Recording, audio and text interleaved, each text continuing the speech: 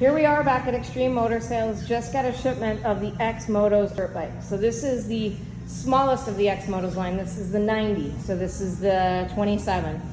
Fully automatic with electric start. This has the lowest seat height of any Chinese dirt bike out there other than like the SSR. So this has about a 22.5-inch seat height.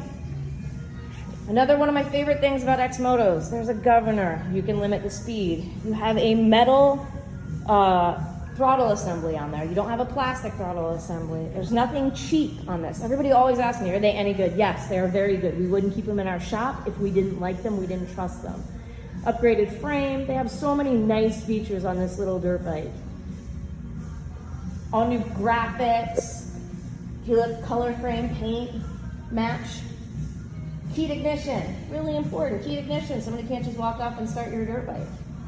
This has electric start, fully automatic. This is the DB or XB27 from Xmoto here at Extreme Motor Sales. Stop in and see them.